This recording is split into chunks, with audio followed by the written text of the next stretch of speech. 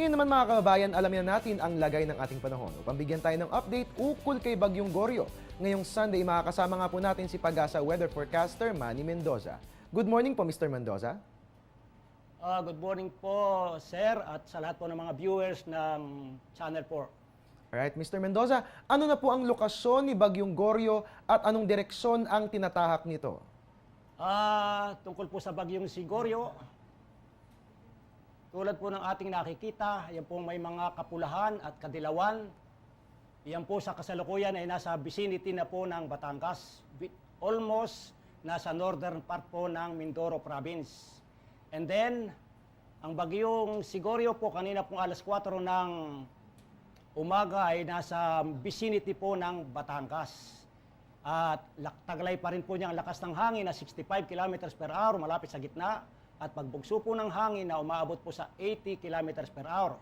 Ito po'y inaasahang kikilos ng pa-west-northwest o pakaluran, hilagang kaluran sa bilis na 26 km per hour. Medyo po lumakas o bumilis na kaunti.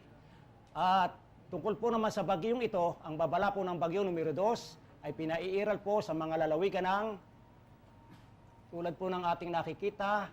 Ito po, Metro Manila, Pangasinan, Tarlac, Zambales, Pampanga, Bulacan, Rizal, Bataan, Cavite, Laguna, Batangas, Marinduque, Mindoro Provinces, Lubang Island at Quezon Province. Ang mga lugar pong nabanggit ay magkakaroon po ng masungit na panahon sa araw na ito.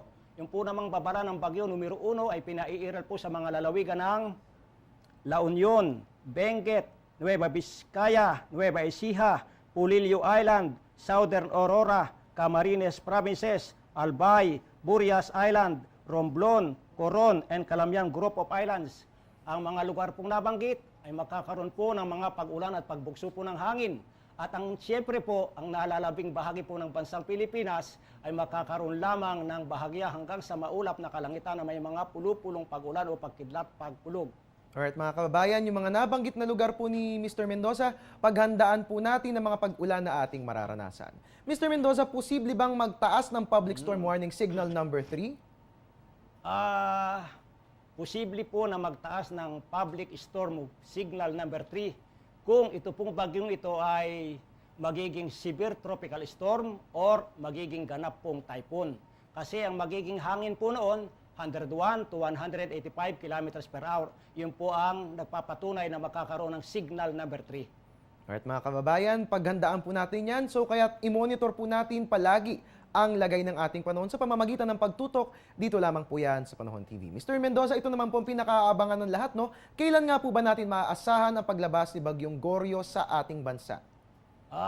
Sa ngayon po sa aming pag-i-interpretation ng mga data, ito po ay lalabas bukas po ng madaling araw o bukas po ng umaga. Ang layo po niya bukas ng umaga ay 500 km sa hilagang kaluran po ng Subic, Zambales. At yun po ay nasa Philippine Area of Responsibility. Out na po siya. Alright, Mr. Mendoza, maraming salamat po sa pagbibigay ng update hinggil kay Bagyong Goryo. Huling paalala na lamang po para sa mga kababayan nating nakatira sa mga lugar kung saan nakataas ang signals number 1 and 2. Paalala po ng Pag-asa, ang lahat po ng mga naninirahan sa mga mabababang lugar at sa mga bulubundukin ay maging alerto at maging laging handa po sa posibleng pagdaloy ng mga pagbaha at pagguho ng lupa. Kasi panahon po ngayon ng tagbagyo, siyempre panahon po ng tag-ulan. At akin pong inaanyayahan din na maging handa po ang lahat pong mga naninirahan sa dalampasigan, sa mga beaches po, na maging handa rin po sa posibleng pagdaloy ng mga matataas na mga pag-alon generated by Tropical Storm Goryo. Alright mga kababayan, nakasama po natin si Pag-asa weather forecaster Manny Mendoza na siyang nagbigay ng update hinggil kay Bagyong Goryo.